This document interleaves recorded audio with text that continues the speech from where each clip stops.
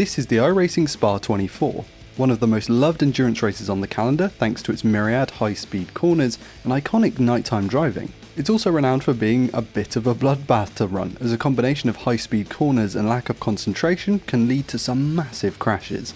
I ran the event with my SRG teammates once again, and here's how we got on. Now, for the 4 endurance races I ran prior to this, I did heaps of practice laps solo with AI racers and then eventually online sprint races and mini enduros leading up to race day. Due to our last excursion ending up fairly fruitless despite putting in a record number of practice laps for me, I decided to back off on this one and do minimal practice, which is about a third of what I did for the previous race, despite this one being 4 times as long. I was really praying that my Belgian heritage and low stress environment would do all the heavy lifting here. This one is a GT3 class only, so we wouldn't have to worry about any faster or slower classes breaking up the flow of things. My goals for this race were fairly simple.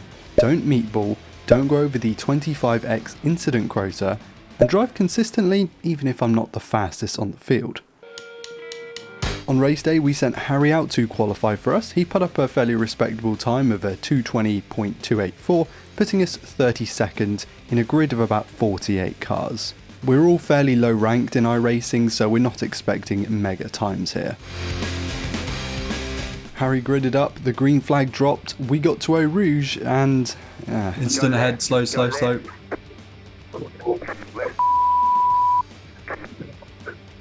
Right side. Be alright. Oh yeah, you got a meatball.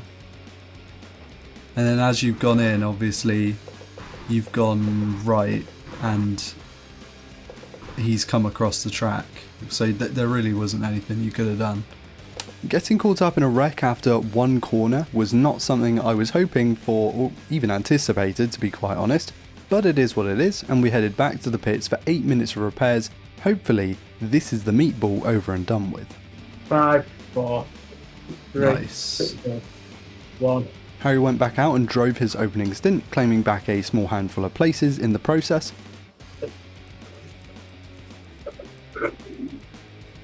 Jesus Christ, Harry. Do you want him to open the boot? You can get in.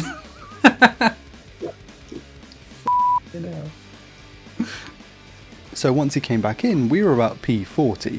The eye overlay graphics you see on your screen in the top left and bottom right aren't very accurate in endurance races like this, so we pluck out small details and other bits of information from them during the race itself.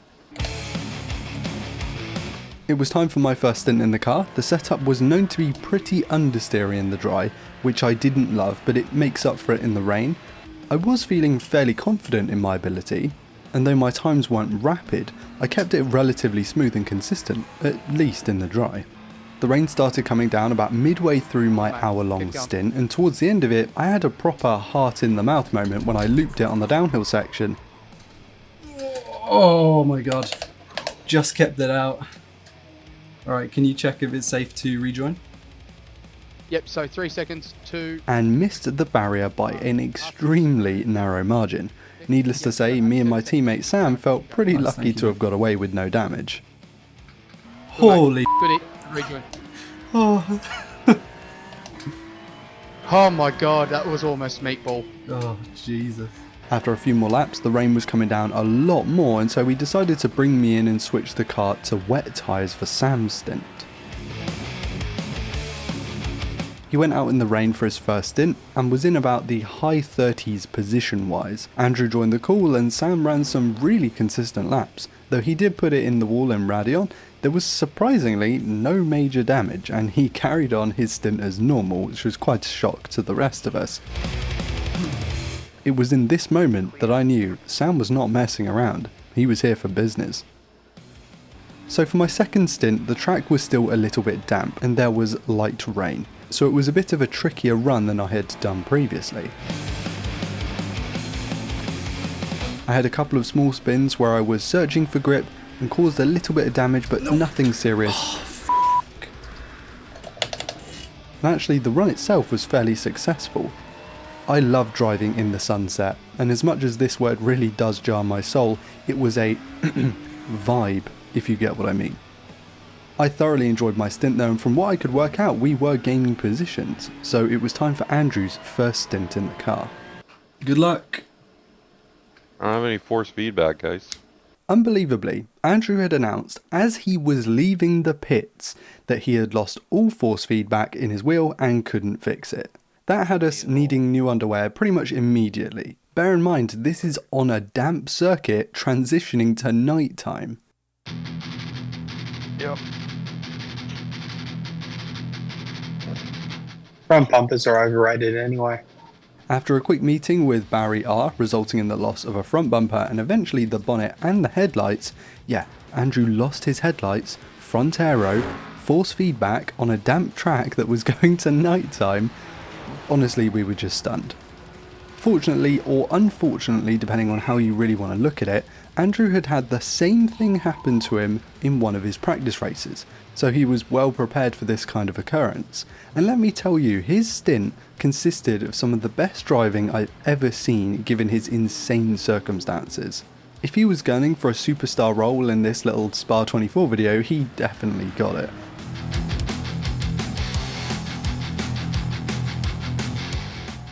Well, you got 5 laps left of fuel, so I don't. Should we? Oh. Yeah, do one more lap, and then Sam jump in the car. go one more. Yeah. So box this lap, Yeah. and then Sam swap in then. Yeah. Because we're not Because going that felt like a good lap, and I lost 2 seconds on that lap. So. Yeah, no worries. When he came in, it turned out he'd just dropped his headphones on his emergency stop button, so after resetting that, he got his force feedback back.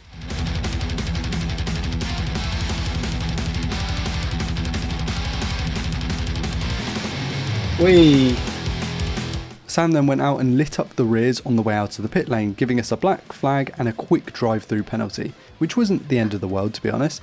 He came in to serve it and went back out and put in some really decent nighttime laps. We were now P25, so not only ahead of where we dropped to, but actually ahead of where we started as well. However, this is an SRG race, and you weren't expecting an otherwise clean stint, were you?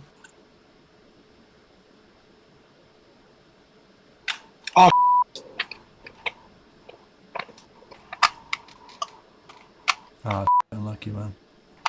After catching the grass, Sam slammed the car into the barrier, bouncing off and catching another. This was a big meatball, and about 12 minutes of repairs including the tow back to the pits.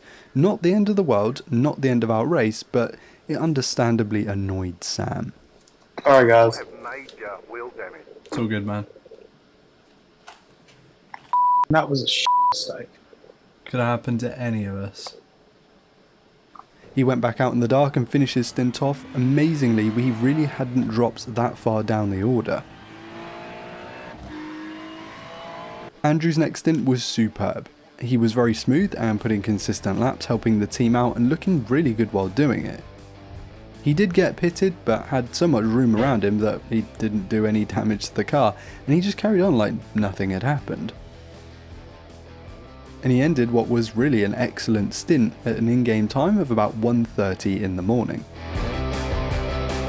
I love nighttime driving, and my stint went as well as I realistically could have hoped. I was putting in half decent times, keeping it clean, generally just racing my own race, not going for crazy moves, not attacking, just keeping it smooth, which is something I've learnt doing all these endurance races. It was going well until I understeered out, clipping the gravel trap and just hitting the barrier. Despite my head-on collision, there was no meatball, and remarkably, it only gave us about 13 seconds of repairs, so I just left those until I came and pitted.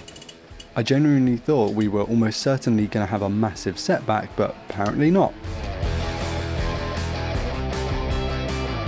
Andrew loves nighttime racing just as much as me, though his stint was almost immediately impacted when some guy used him as a brake in T1, resulting in a bit of damage and the car now feeling very slidey as the rear downforce was quite highly compromised.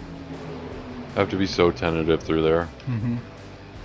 Still, at least he had headlights for this one, and a front wing, and force feedback, so put in a really solid stint, and by the end, we were around the P23 spot, putting us almost 10 places ahead of where we started. By the time I went back out again, it was about 3:30 AM in-game time, so deep into the night, and I was properly in my element here.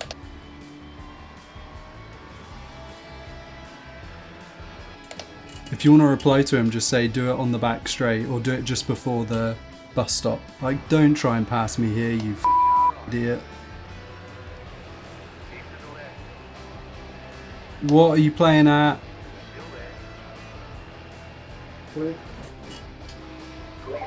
That was just a dickhead move. Like, he could have waited just till here to pass. People who pass like that don't know how to race. Simple as. And it would have actually been a really super clean stint other than this 1x off track that I got as I corrected some sort of oversteer thanks to this wonderful setup, until I lost it, taking a little too much of this curb and somehow by power of something greater than all of us, narrowly avoiding meeting with our good friend Barry R, and stalling the thing, which I was extremely confused about. I'd never had that happen to me before. Yes. I don't have any engine. You back on. You back on. Nice. Okay. Careful. Yeah. A little annoyed as the rest of the stint was really clean and I wanted to keep it that way, but also thanking my lucky stars that I hadn't put major damage on the car. I headed off for the evening at this point, letting Harry take the reins. Unfortunately, after an, in hindsight, maybe unneeded battle with this guy, P23 pitted Harry, causing a meatball and a further 14 minutes of repairs, including the 3-minute tow time. Things weren't looking good at this point as we were falling further and further from our top 20 finishing position, and Harry went back out and did a full stint as the sun rose and we got our precious daylight back. At about 6 AM sim time, Andrew went out in the wet as we were about P26 at this point. The track was damp and it was getting pretty slippery, but he put in some really good laps, much better than I could ever put in the rain. Oh, what are you doing? Yeah, there's two behind you fighting, so... Yeah, one behind you as well. Yeah, that's all of them. They're just blowing past me. You've got damage on the front bumper, so... Whoa! Is that? I don't know what the that was. You've got damage somewhere, Andrew. I don't know where. I'm just trying to find where you got the damage. Well, now I have more damage. Is my bumper gone? Completely. How does the car feel? Yeah, I'll keep driving it, I guess. It's fine. Harry went out and found the limit of a slippery surface through Blanchemont, attempting to correct snap oversteer and hitting the barrier. Thankfully, the car didn't sustain any heavy damage, and his double stint taking place over a couple of hours continued to be fairly unlucky with some loss of control in some places and a few knocks too, but he did at least get it through the 2 hours. So, it was about 9 AM when Andrew jumped back in the car, and the conditions had improved, but just not by heaps. So it was still very wet out, it was very tricky, and the surface was quite slippery. So there were a few moments over the course of his stint, but as it went on, it got brighter and hotter, so the track was drying out. Sam then drove his double stint that consisted of some great clean and pretty quick laps too. The sun was shining and the track temperature was about 30°C at this point, so the highest of the entire race so far. This makes the track a little less grippy and slows lap times, but it didn't seem to get in the way of Sam, even when driving for 2 hours straight. That's what you get for being an absolute quit, mate. Andrew drove next, and we're at this point back to around P23, chasing that elusive top 20 spot that we all wanted. There were still some puddles on the apexes of corners, despite a track temp of 35 degrees, so while it might be a bit safer to drive compared to the wet, there was less grip. Andrew put in a really solid stint here with no damage and some respectable times, and it was around the time that I actually woke up, about 5 AM real time, 1 PM sim time, to join the boys on the call.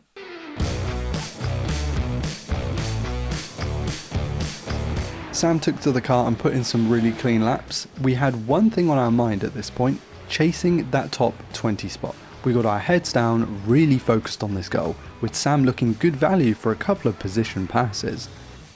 Let me through. I also felt good at this point, though still fairly woozy thanks to very little sleep and slightly fuzzy vision due to me not being able to find my glasses. I focused on being consistent, avoiding incidents, everything that I'd done in this race up to this point. If I needed to let fast guys pass, I would do it. No need to fight with people not in our race, just keep it out the barrier. Unfortunately, due to a scheduling issue, it was down to me and Sam to finish this race as the other boys couldn't make it. At this point we were cooked, and I think Sam's competitive nature might have got the better of him on a few occasions. I never thought about P1 holding me up. You know what? Even more. What's up? I was 2/10 up on my quickest lap time. Oof. Oh, for sake, just give up, you wit. Just let him pass. If he wants to get racy, he can get racy. There's no point meatballing it. Clear on the left. Where am I supposed to go? Was that on me?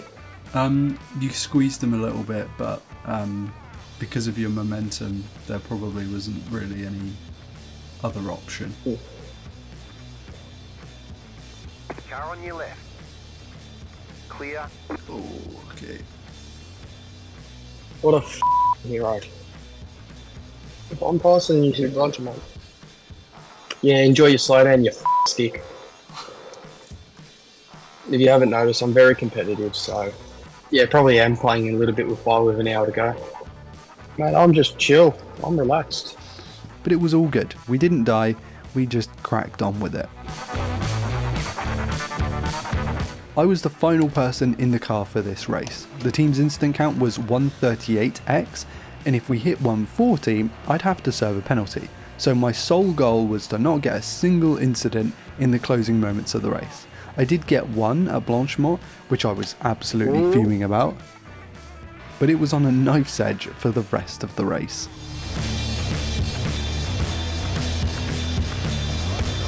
And this is for the race win.